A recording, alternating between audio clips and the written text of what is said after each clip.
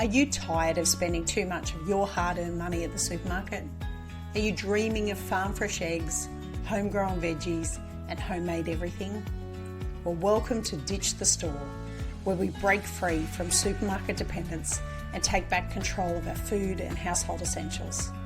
I'm CJ, and I'm here to show you that life is too short for store-bought eggs. So let's get started. G'day everyone, and welcome to another episode of Ditch the Store. We are still on our goat month, goat second month, into October now, and we have 4 babies here at the farm at the moment, 4 kids, 2 from Sage who are bottle babies because unfortunately we lost Sage. The vet wasn't able to bring her back from milk fever / milk toxemia, pregnancy toxemia. And 2 babies with Poppy, who is a first freshener, first time mum, and she's doing amazing and has a huge amount of milk. She's done really well. She's showing herself very true to the Anglo-Nubian breed. Anglo-Nubian, yeah. For a second there, I thought I said Angora. God, it's early in the morning and I'm batching a whole bunch of episodes, so unfortunately my brain's a little bit fried. So episode 136 this week. Last week we talked about doe-raised babies. So babies that kids that are staying with the doe for the length of their growing cycle and feeding off a teat and being cared for best part, by the doe. This week we're going to talk about raising bottle babies. And I want to say straight up, no hate on anybody that insists on raising bottle babies. I hate it. I would much rather raise doe-raised kids. And, you know, partially it's because I'm lazy. But that being said, I don't think I actually am lazy. I think it's more that I have so many other things on my plate. The idea of having to care for bottle babies for 12 to 16 weeks, it's pretty daunting. And it's not something to be entered into lightly. If you are interested in raising goats, you really have to be prepared for the fact that things do go wrong and you may be put in a situation where you have to bottle raise kids, and it's not to be entered into lightly. If you're not going to be able to do it, then you need to know somebody locally who will take the kids off your hands and raise them as bottle babies. You might have a older parent who's retired. You might have somebody who you know who is a work from home or a stay-at-home mum who may be in a better situation to raise bottle babies. It's a full-time commitment for 12 weeks, bare minimum. So it's something that you don't jump into for no good reason. And that being said, a lot of people prefer to raise bottle babies, and the reason that they prefer to raise them as bottle-fed babies is because they get a closer bond with the person who's raising them. Now, our 2 boys have already been spoken for this year. When we raise our boys, we weather them, and they usually go to freezer camp because we are a working farm. If somebody approaches us and says that they want to purchase a couple of wethers, I won't sell one on its own. I will only sell it in a pair, and usually it has to be a pair that's either the brother or half brother, or it has to be a kid from the same year. And the reason for that is that goats are herd animals and they do much better with another goat. So if you are in a situation where you have a single baby that is going to be bottle raised, you probably need to find somebody who has baby goats who are also being bottle raised, or at least a doe raised kid, so that the 2 kids can have some time together and bond as a herd, so that they can go through that process of understanding what it's like to live with another goat of a similar size, similar nature, similar age group to themselves. So our 2 boys are already spoken for. One of the Handy Helpers workmates has asked if she can purchase the 2 boys that we've got. They are 3 weeks apart in age, which is really close and still it'll be beneficial for everyone. I will probably get the doe-raised boy, the doe-raised wether, and start feeding him a bottle prior to him going to the new owners, if the new owners want him around that 12-week mark, so that they can bottle feed for maybe the last month and get a real bond struck up with the babies. I find that very good. Michelle, a friend of mine who took 2 of our wethers last year, by the time she was able to take them, the kids were weaned. They were off the dam anyway, off the dough, sorry, slipping into horse talk.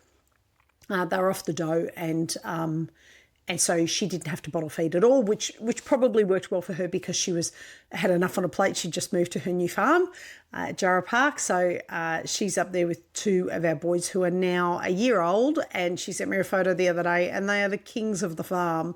They're so spoiled, these 2 goats. So it does my head in that we picked such a good family for them to go to, because they're Lucy's 2 boys from last year.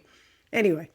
So there's lots of reasons why you would have to bottle raise, and some of them can be helped, some of them are choice, and some can't be helped. So we're going to go through all that. But obviously, raising bottle-fed babies, you are going to have goats that are very, very strongly bonded to humans, and that's not something to be taken lightly. You still need to manage their behaviour, and there's still things that you need to do in place of their doe and what she would normally do. So why does bottle feeding happen? Well, usually, unfortunately, it's does who either reject the babies completely or die from a health complication. So in our case, we've never had a doe reject. We've had a doe that didn't want to nurse, but we are very adamant about making the does realise that they've got to nurse their babies. So we have put does in the milking stand before and held them while the kids suckled. Usually it only takes about 24 hours and the doe will start letting the kids suckle on their own. But you just keep them in a confined space, so really they have no choice. The kid will want to suckle and they've got to suckle. That being said, I have heard stories of goats being so vicious towards their own kids that the kids have had to be removed for their own protection. It's rare. I think people think that happens way more than it does, but it's kind of like with a lot of people think that you have to step in and help doe's kid a lot more than you actually do. Poppy kidded the other week. She kidded and spat out 2 kids in half an hour, and I didn't have to do a thing. I stepped in and maybe wiped some of the gunk off their nose, but that was just to help her because I knew there was a second one coming. And when the second one came, again, I wiped his nose and moved him around to the front of her so that she could clean both of them at the same time. But the nature kicked in and she did what she had to do. But I did not have to help at all. And she was a first-time mum, and I did not have to do a thing. And I would say 99% of cases, you are not going to have to step in or do anything. But there are times when you might need to give them a little bit of a helping hand. You might need to encourage or help the kids get onto the teat. That's a real big thing because sometimes they just can't find it. They're banging around and they just don't get it. And it may come down to the fact that the teat is engorged with milk and their little mouth can't sometimes get onto it properly. So sometimes you have to strip a little bit of milk out just to soften it so that they can actually get their mouth around it. Now, if your doe gets sick and dies, that's super unfortunate. It's like the worst case scenario because even if she did reject, you could still milk and feed the kids the milk out of her. The really important thing is that if you have a doe that is sick, that you try and allow the kids to suckle off her for at least 24 hours. Now, if it's a sick doe, that's going to be hard. It's hard to manage. We lost Sage a month ago now, and when Sage kidded, she was premature. We didn't realise she had pregnancy toxemia, which meant that her body was shutting down because she'd given everything to the kids. She did have milk, and she had milk for that first 24-hour period where we were still treating her with the vet.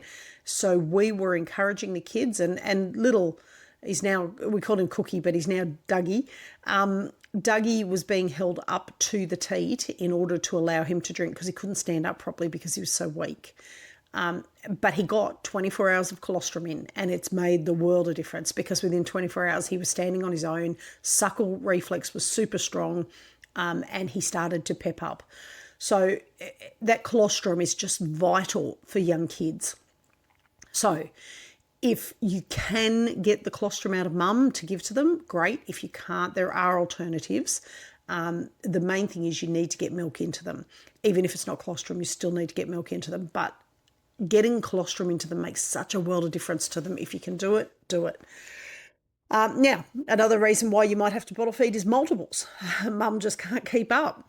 So we have milking goats here. We have Angoras, which are fibre goats. And down the road from us, another farmer has boar goats, which are the meat goats, the white ones with the brown head. And boar goats have 4 teats and quite often will produce 4 babies. But sometimes they produce 5. And if they've got 5, you've got a spare baby and not a teat for it. Now, with our milking goats, on 2 occasions we've had triplets. And when we've had the triplets, they've been on our Anglo-Nubians who only have 2 teats. So 3 babies between 2 teats can be a little bit problematic. You always end up with one kid that gets pushed to the side and 2 kids that are stronger that are pushing them out and saying, no, we're going to have the teat. And sometimes there's not enough milk left by the time the 2 stronger triplets have had their feed for the 3rd triplet to get in. So on those occasions, we have supplementary fed where we've taken milk off mum before the triplets have had a feed, put it in a bottle and fed the 3rd one while the other 2 are feeding off mum. And we do that just so that that kid gets a chance to grow. Otherwise, they just miss out. They end up being the runt of the litter. They end up not getting enough to actually kick in and grow. So triplets and Anglo-Nubians are known for having 4 or 5 kids too. So when you've got too many kids and only 2 teats, sometimes you can strip the milk off and feed it to them. That's fine. That will work as well. But it's really important to make sure that all of the kids are getting enough milk.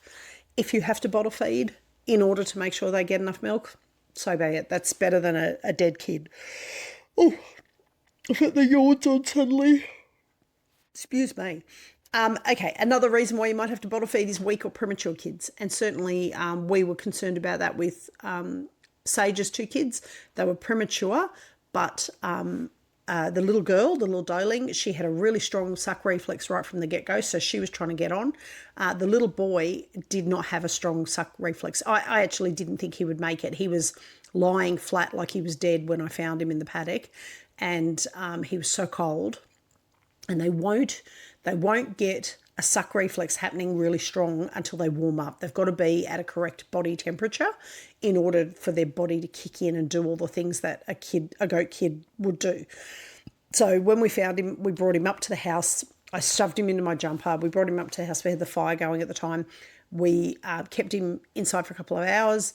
We took some milk out of mum, some colostrum out of mum, and fed him with a small syringe to get it into his mouth because he didn't have a suck reflex.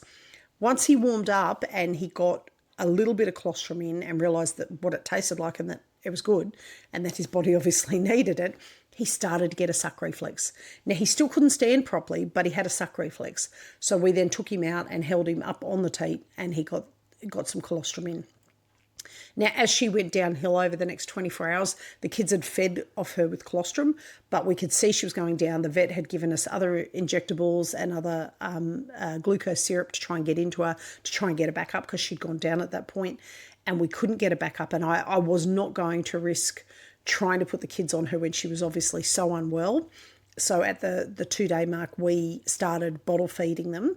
And we used what's called wallaby teats, which are long, thin teats that you can get from most vets, and a little bottle, like a 100ml bottle that you put the teat on over the top. And we were using bought goat's milk because we didn't have any other goats that were milking at the time. Bought goat's milk, warming it up and feeding it to both the kids to give mum a chance to recuperate. Unfortunately, mum didn't recuperate, and the next day she passed away. But we already had the teats and the bottles by then, so then we just kept feeding the babies. Now, it's a really good idea if you're going into goat kidding season to have a supply of those things in your house. You can buy long life milk, goat's milk, that is more than sufficient, long life milk. It's, the few additives that are in there aren't going to hurt the babies. It's better to have it and not need it than need it and not have it. Same goes with bottles. Now, we have, like I say, the Wallaby bottles with Wallaby teats. They're 100ml bottles, which is enough for a newborn to start with, especially if they're premature or there's anything wrong with them. You want to be giving them lots of small feeds. It's got a really long teat on it, which is good for getting it into their mouth to get that suck reflex happening. Then we move to what's called lambing teats. Now, the lambing teats are a red teat on a yellow cap, and the cap fits on a Coke bottle. So a standard 500ml, 600ml, whatever they are, Coke bottles, it fits onto the top of that bottle, and it's designed that way so that you can just use bottles that you can throw out if they get a bit crushed or damaged and get a new one without too much expense. And our kids now are on those bottles, so they're having nearly up to 200ml a feed. And they are having those with the teats, and the teats, their mouths are now big enough to get around those lambing teats. It's a good idea to have them in your house, ready to go, just in case. And you don't need to have a bulk amount of them, even if you just have one. If you had 2 kids that you're feeding, you just alternate between who gets it first. But it is handy to have it there. So please try, if you're going into a kidding season, make sure you've got those things, because it'll always be 2 o'clock in the morning when you've got a goat really, really unwell, unable to feed, and you're trying to feed them, and suddenly you can't get, if you're in a rural area like we are, you can't get to a shop to get those specialty things in the middle of the night. Now, the other reason for bottle feeding is human choice, and that's fine. Even though it's not my choice to do it that way, I get that a lot of people are happy to do it that way. Like I said last week, commercial dairies will always remove the kids because it is beneficial to them to have a constant and regulated milk supply from the doe. And the best way to do that is to remove the kids and just concentrate on milking the doe as a commercial milking doe.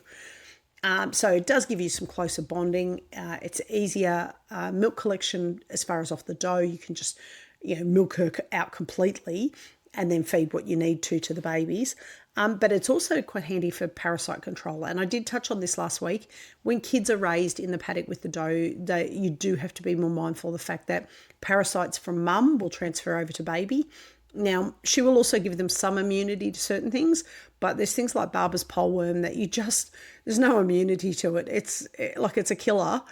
And when you've got a herd animal running with other animals of the same herd species, you have to be mindful that the parasites are going to get through the whole herd. And so you have to watch everybody.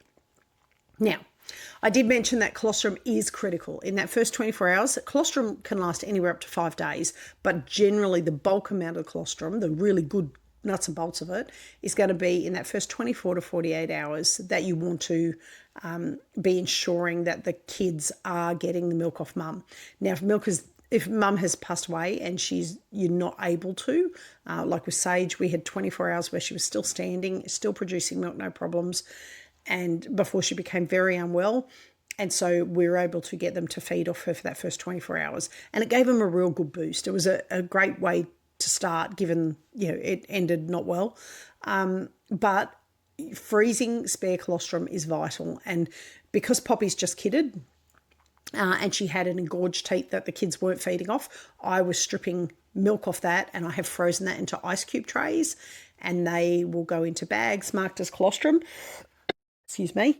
And if Lucy has any problems, which I can't imagine she will, she hasn't for the last 2 kiddings, but it's handy to have it in the freezer just in case you need it.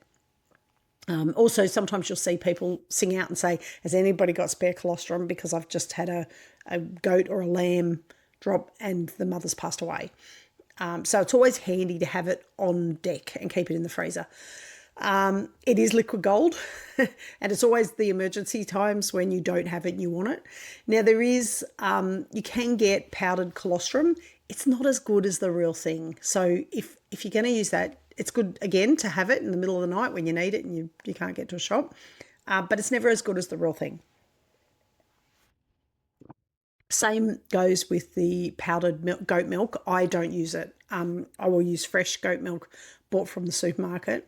rather than powdered, because the powdered, I find it just doesn't work well on their tummies. There's something in it that just doesn't it makes their tummies upset.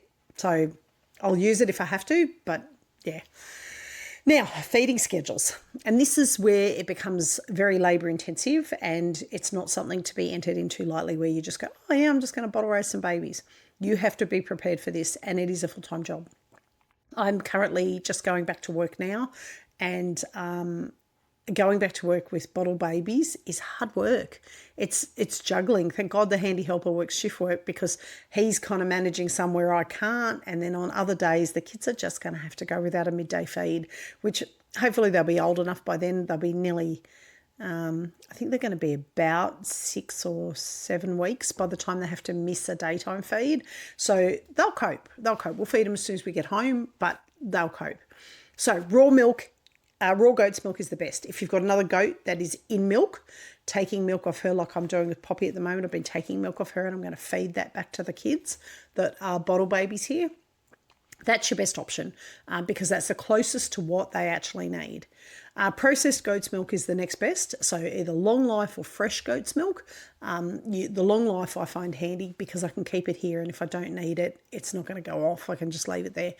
Goat's milk is more expensive than cow's milk, so I'm paying $4, I think, a litre Australian for 1 litre of long life goat's milk, and I'm paying $6 plus for a litre of fresh goat's milk. So hence why I've gone to the long life, and it works really well.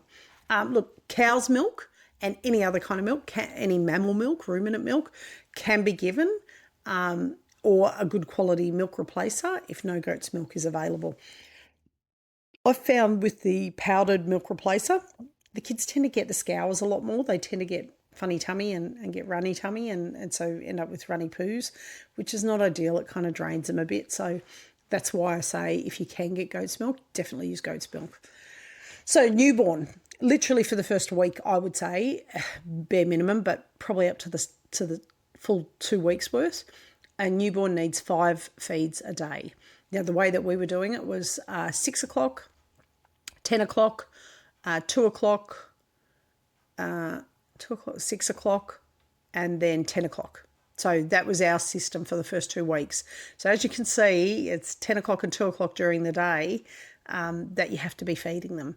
And you're feeding at 6 o'clock in the morning, and the last feed is at 10 o'clock at night. So it's a full-time job for those first 2 weeks. And the way that it's worked out is it's 10 to 20% of their body weight. At the time that they were born, they were 1.5 and 1.8 kilos, so 1,500 grams, and 10% of that was about 70 mil, I think. So in that first week, they're only getting like 70 mil a feed, but they put on weight very quickly. So you have to, every couple of days, you have to weigh them again just to make sure that you're not underfeeding them. So we jumped up to 100 mil a feed pretty quick within those first couple of days once they put on some weight. They're now sitting on, I'm just in the process of changing them over. So they've been on 4 feeds since they were 2 weeks old. They're a month old next Tuesday, so I'm trying to drop them to 3 feeds a day at the 4-week mark. When they go to 3 feeds a day, their feed, the amount they're getting will go up, and it'll probably be closer to 200 mil that they'll be having each feed for 3 feeds a day. So every time their weight goes up, you have to recalculate how much you're feeding them. Now, once they get past that kind of 6-week mark, 6 to 8 week mark, you can drop them down from 3 feeds down to 2 feeds a day. And that's when life gets a little bit easier, because then you're just feeding them morning and night, and you are always giving baby goats, even in that first week, you're exposing them to good quality hay. Goats will start eating grass. The 2 bottle babies go out and eat so much grass out of the paddock when we take them for their walks. They will start eating grass straight away. It's really good for their rumen development, for them to have roughage and cellulose going in, because then they can ruminate on it and digest and chew their cards and things like that. And goats need that to make their rumen work properly. And it's really important to expose them to that dry roughage early on. I don't give them pellets. I don't give them grain or anything like that. It's too rich for their tummies. You will end up upsetting their tummies. But dry hay or fresh grass exposure is the best thing for them, because they'll eat it, they'll chew it, they'll chew their cuds, they'll regurgitate and digest it, and it'll help that rumen develop. Now, milk, some people feed milk out of a bucket. My understanding, and this could be completely wrong, I was always taught that ruminant animals need to suckle in order to help promote the way that their stomachs grow. So I have always put them on a bottle rather than suckled out, rather than drank milk out of a bucket. But I've seen people do it where they give them a bucket and they drink out of it. If they do that, fantastic. If they don't, go with the bottle. Now, you can get feeders, wall feeders, where you fill up a tub and stick it over the thing. The hardest bit about that is there's always going to be some kids that suckle harder or faster than others. So you might find that one kid gets more milk than the other kid. Giving it in a bottle means you can measure it for each kid and know exactly how much they're getting.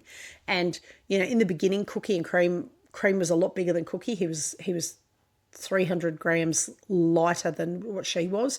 So he technically should have been getting a little bit less.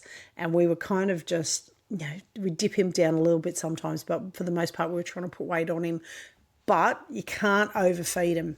If they, and baby goats are cunning. They will get to the end of the bottle and they will look at you with those big sappy eyes and keep trying to suckle on the bottle and try and convince you in every way possible that they are starving and that their stomach is still completely empty. Don't believe them. It's a goat thing. If you overfeed them, you will kill them. So don't overfeed them. Know how much they weigh. Give them the 20%. If you want to go the upper end of it, give them the 20%. I usually try and aim for around 15%. Give them the amount that they're supposed to have and then cut them off and offer them hay. That is the only way to do it. They will try and convince you of everything otherwise. So the 1 to 2 month mark, you drop down from 3 feeds down to 2 feeds a day. And then for bottle babies, you can wean anywhere between 12 weeks and 16 weeks. I've heard of people weaning them at 8 weeks. I think that's too early. I don't think they're going to get the same growth that they're going to get if you keep feeding them. I absolutely feed up to 16 weeks for the bottle babies. And honestly, I'll even go beyond 16 weeks. If I've still got milk here or I've got excess milk, I will just give them a night feed. So they'll end up just having one feed of a night before they go to bed, or one feed in the morning, depending on what your system is. If we've got other goats going out to go on to does to be raised out in the paddock by the does, sometimes I'll give them that one feed in the morning when they wake up. But I'll keep them on one feed as long as I can. And sometimes they'll just stop wanting the milk as well. They are goats, so they'll convince you that they're starving at every opportunity.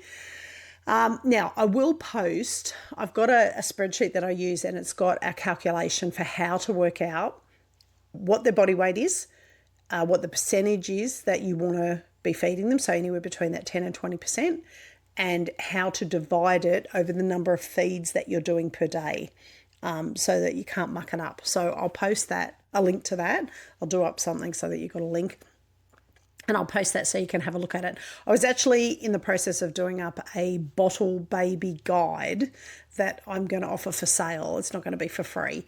But for my listeners, I'll try and post the actual formula so you can just use that and make your own spreadsheet if you want. If you want to purchase the bottle baby guide or doe raised kid guide, then keep an eye on the socials. You'll see when it's for sale. It's going to be a cheapie. It'll be like a $7 booklet. But it'll come out and it'll have a spreadsheet attached to it that shows you where you can just enter in the amount that they weigh and calculate how much milk they need. Now, always warm the milk. Some people, and I've heard stories of commercial dairies where as they get older, they just give them straight up cold milk or room temperature milk. I always warm it, especially when they're little. Their little bodies can't retain body temperature very well. So you really need to keep their temps up. And what we've noticed is when we give that real body temperature milk, so milk that when we drip it onto our wrist, it feels like the milk is the exact same temperature as what our wrist is. When it's at that level, same as what you do for a human bottle baby, when it's at that heat, at that temperature, they drink it very quickly and we get no upset tummies. We get no scours, no bloat, no nothing. It just seems to work better. So I would always warm the milk, but as they get older, so once they're in that like 12-week bracket, a lot of dairies will just feed room temperature. And a lot of dairies feed room temperature anyway, because what they do is they have automated systems that drop powder into water on demand when the kids are trying to feed. But if you're hand feeding, if you're not on an automated system, then I would always say warm it if you can. Just be careful that it's not too warm. Goats are pigs. I say it to Cream all the time when I'm feeding her. You're like a little piggy. She is a guts. She gets on the teat and she bangs the teat and she carries on. It's not getting into her stomach quick enough and scoffs it all. And this is where they can get stomach problems when they're guzzling like that. If it's too hot, she would probably drink it anyway, and that could hurt her throat. So just make sure that it's not too hot. It's probably better to err on the side of a little bit cooler than a little bit too hot, because they'll drink it, even if it is too hot for them. Now, the challenges that come with bottle babies. The big one is bloat and scours, so stomach digestive issues. And we've had problems in the past with bottle babies. We lost a bottle baby to bloat because she had been out into a paddocked area that was really rich with clover. And I did not know at that point, this is a few years ago, I did not know at that point about this little trick that you can do with bicarb soda. So I now know, and we now do it. Every bottle that we make up, we put, and it's more than a pinch, it's like a little bit on the end of a teaspoon, we put a bicarb soda into each bottle before we add the milk. The bicarb soda is essential for goats. They make their own bicarb soda. When they chew their cud, they actually make bicarb soda in their digestive system. Bicarb soda is essential for goats to have healthy digestion, for them to chew their cud, ruminate, regurgitate, and digest the cellulose that's in their stomach. Now, I didn't know that back then. I do know that now. It's really important to put, and I just keep a little tub of bicarb soda on the bench, and I get a teaspoon and just put the end of a teaspoon into the bottle of bicarb on every feed. I don't try and do it once a day or something like that. I just do it every feed. And that way I know that they're getting enough bicarb into their digestive system to actually help them go through that process of digesting. It's probably the biggest risk. So always put the bicarb in before you measure out the amount of milk that's going in there. Overfeeding, giving too much milk at once or too many feeds. These goats are cunning. They will convince you they are starving. They'll convince you that you are not feeding them enough. Don't believe them. Their little tiny stomachs just can't cope with more milk than what the designated amount is. If you overfeed them, you actually run the risk of hurting them. So they'll end up with bloat from having too much milk. They'll also sometimes get scours. So really important, bicarb, measure out the amount of milk. Don't guess, measure it and know exactly what you're giving each feed. I have a little post-it note with what they're currently on that week, how much for each feed, because it goes up each week. So at the moment they're on 180 because they're about to step up to that 3 feeds a day. So they're on 160 to 180 depending on which feed it is. And it's a sliding scale where you taper off one feed. So at the moment they're on 6 o'clock, 11 o'clock, 4 o'clock and 9 o'clock. That's their feeds at the moment. But I'm about to drop the 4 o'clock feed out. So they'll go to 6, no, what do we work it out? 5, 12 and 7 is what their feeds will be when they go to their 3 feeds. And then the amount that they have will go up. But we do it slowly so that their little tummies have time to catch up. It just helps them digest their milk better if it's not chockers full and they're overloaded. Now, scours. Scours can be from too much milk. It can be from not enough bicarb soda, but it can also be from incorrect milk temperature. So too hot or too cold can cause issues. And that's why I don't like to feed them cold milk rather than, I'd rather it be body temperature. Because that's, as they get older, they'll probably cope fine with it. But when they're very little, it's best to go the body temperature. Dirty bottles or teats. Now, you don't need to sterilise to the nth degree like you would a human teat, a human bottle. I know some parents who are just, they would scrub the bottles within the inch of their life. They do need to be washed out with hot water. I don't necessarily use a lot of soapy water on them, but I wash them out with hot water. Our Coke bottles that we're currently using are starting to get a little bit tacky on the inside, so we'll probably, the handy helper loves it. It gives him an opportunity to drink 2 bottles of Coke. He will buy a couple of bottles of Coke, drink it, and then I rinse them out and use those. So we'll have clean bottles shortly, I think, for them. But the teats, you've got to wash the teats out, run water through them, squeeze the teats, make sure there's no residual milk inside the teat, because that will cause them to have scours because there's a bit of bacteria in there, and it's bacteria that's not good for them. Abrupt changes in milk or formula. Because Poppy is now milking and I've got long life milk that I've been feeding them, what I'm going to do is half and half it. So I will give half long life milk, half Poppy's milk. I would never change over, like 100% go straight over to a different type of milk. Doing that, you're bound to get scours. That goes for milk replacement, that goes for fresh goat's milk. If you have to swap over, if you have to change, if you get halfway through and you're like, God, I've got to go to milk replacer because it's cheaper than buying long life goat's milk, go half and half for a couple of feeds, or at least a couple of days if you can, before you switch over to the new milk. It just gives their tummy a chance to catch up with what's in that, so that they don't have scours. So body temperature would normally be around 38 to 40 degrees you'd be looking at. And something that's really important is in those first 4 weeks in particular, stick to a consistent feeding schedule. Goats' tummies are tiny and they need regular food going in order to get enough energy to do all the goaty things they do. But having a consistent feeding schedule will mean that they will know when their food's coming next. And it's just a really good way to get in a routine with them.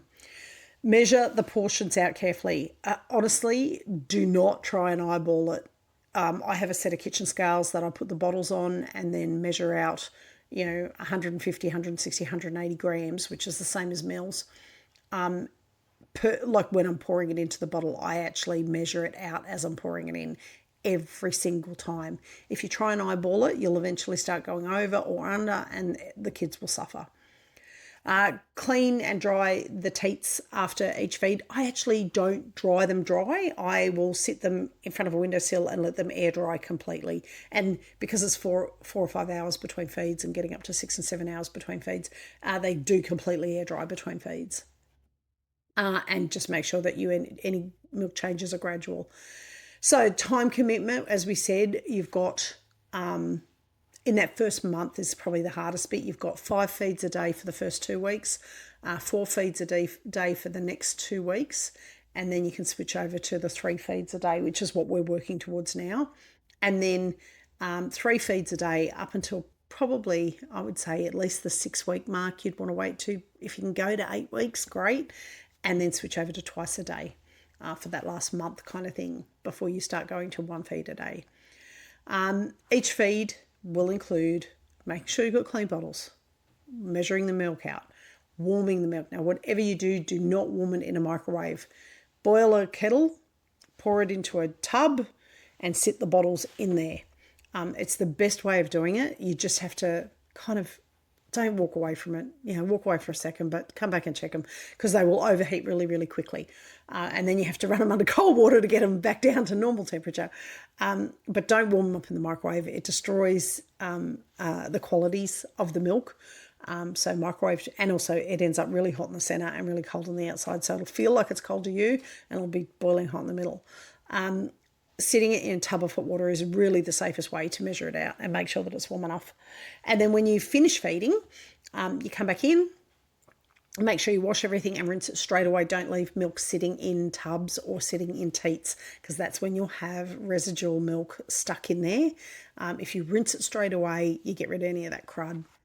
Now, probably about once every 4 weeks when I'm bottle feeding babies, I will drop the teats into a little solution of Milton, which is the same stuff that we use for human baby bottles to clean them. And I'll drop it in there just to give them a really good clean. Make sure you rinse it off properly. If you don't rinse it off properly, you'll end up with goats with the scours because Milton in their tummies is, well, it's not poisonous. It's not going to hurt them. It certainly will upset their tummy a little bit. Now, a couple of things to prevent fatigue because, depending on whether you're a shift worker or working full-time away from your farm, couple of things to do to prevent burnout from it is to share the feeding duties. The kids help me when the handy helper's not here, and the handy helper and I have both had to do it on our own as well, where we're here on our own alone. And we just have to stagger it. Like this weekend, we've got a big rugby comp for my daughter. She's been selected for a Brumbies Pathways program, which is rugby union here in the southern parts of New South Wales. And we're away. Well, I'm not away. I'm taking her to a rugby comp and she's staying overnight with her team. So I will duck down there, but the handy helper won't come with me because the problem that we'll have is babies will need feeding. So unfortunately, it means that we just can't go anywhere for those first couple of months until they're onto a 2 feed a day kind of situation. And then we can move around a bit more freely. What was the other thing I had written here? Oh, plan ahead. Plan ahead.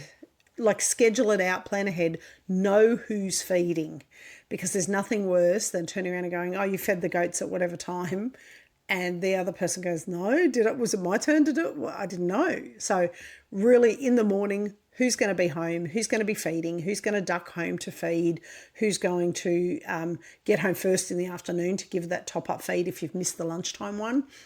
You really need to be prepared for that. Now, it can be expensive having bottle babies. The formula replacer, the milk replacer, can be expensive, especially if you're feeding twins, triplets or more. And that's if you can milk out another milking goat and feed them that milk, that's going to be the cheapest way of doing it. Raw goat's milk is obviously the best for them as well, because that's exactly what they would be getting off their mum. But if you don't have access to it, then, like I said, processed goat's milk is your next best option in regards to that. If you don't have access to goat's milk, cow's milk can be used, and your best bet there is full cream. Don't try and use any of the light milk. It doesn't have enough fat in it for them. So full cream milk, and you need to feed it start with small amounts and do it probably earlier rather than later, or mix it with goat's milk if you have to, extend your goat's milk, you don't have enough, just to get their tummies used to it. You might have a little bit of scours in changing to cow's milk if you have to. So obviously, if you know that there's a chance you could have bottle babies, make sure you've got all the kit available. Make sure you've got milk available. The long life works best for us because we can keep it here and it'll last like I think the use-by dates on the current ones are like 2027, which does my head in a bit that there's something in it that keeps it well until then. But anyway, and another tip for the UTH. So if you're using long life, give the thing a really good shake after you've taken the first amount out of it. Because they sit on the shelf for so long, they get a lot of sediment in the bottom. Goat's milk is quite creamy. So what we found was with one of ours, we finished using the milk out of it and we're like, wow, that's still really heavy. We cut it open and there was a layer of cream at the bottom of the thing, which that's all good quality fat for the kids. So it was a shame that they didn't get it. So now we make sure that we shake them all up properly to make sure they're right. And obviously if you can freeze spare colostrum to keep in the freezer just in case you have an issue, that's the best way of doing it. If you're going to buy formula, if you know that you're feeding babies for a couple of months, buy a big bag. That's my hot tip because it will be cheaper in bulk. And if you're feeding more than 2 kids for 4 months, you'll go through a whole bag anyway. So I've got a little section here on benefits of bottle babies. Obviously, they are much, much more tame. They're more associated with humans because you are the primary source of food for them. So they will follow you around. They will act like they're babies. They can be very people focused, which sometimes can go the other way. You can end up with a real pain in the ass goat that can be quite naughty. So it is really important to remember that these are still livestock animals. Please don't, and I see it all the time on Facebook and Instagram, people have bottle babies and they keep them inside with a diaper on, and it's just insane. They are not inside animals. Sorry, I had to take a phone call just then. I stopped and I'm in the middle of it. Okay, so I see these kids bouncing around with these nappies on inside. Please, please don't do that. They are livestock animals. They need to be outside. They need to be eating grass. They don't need to be educated that they're allowed to come inside. They will shit everywhere. And I see it with them. They have nappies on them and I think, oh my God, like I don't need to be cleaning more nappies. I would much rather them be dropping their poops outside on the grass than catching it in a nappy and having to deal with it. So I don't recommend that. If you choose to do that, just be aware that you are making a rod for your own back. You will end up with a goat that doesn't understand it's a goat, and it can be problematic down the track. They can get, if they're a wether, that's fine. I see a lot of posts where people want to keep male goats intact as bucks. Bucks are not pets. If you're keeping it as a pet, buck is not a pet. But also too, if they're livestock, you have to work out what you're going to do with them in the end. If they are just a pet, that's fine. But if it's going to freezer camp or it's going to be used as a livestock animal, it's much better for the animal to be treated like a livestock animal right from the get-go. It's better for your sanity and it's better for the animal. So if you choose to keep them inside, that's on you. I would not be doing that. But they will be easier to train for things like leading. They'll be more cooperative if you are using it for demonstrations or milking demonstrations or taking it to schools for kids to meet and greet goats. That type of thing, bottle babies are always going to be much more friendly. They also tend to adapt quicker, although Poppy didn't. They generally adapt quicker to being handled in the milking stand and things like that. Poppy is fine getting her hooves trimmed. She's fine getting brushed, injected, all that kind of stuff. It's just she hates her teats being touched. So it's a good idea with bottle babies to handle them in every way that you would be handling them once they're a grown-up goat.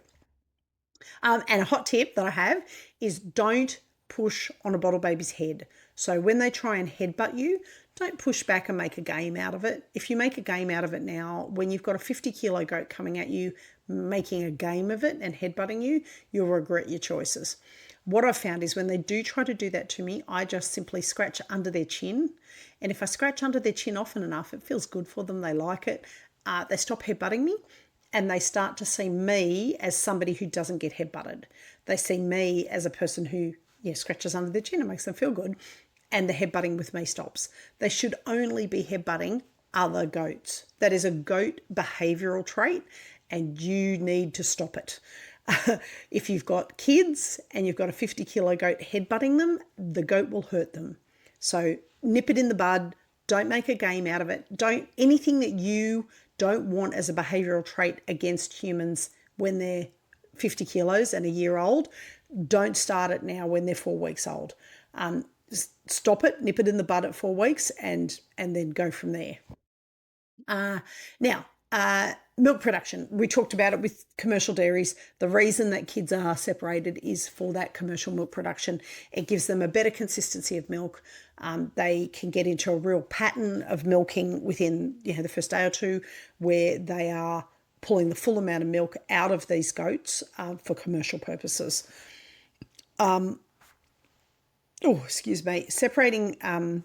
Separating kids early, so from 12 weeks, means that you can then go on to a milking cycle where you're milking twice a day.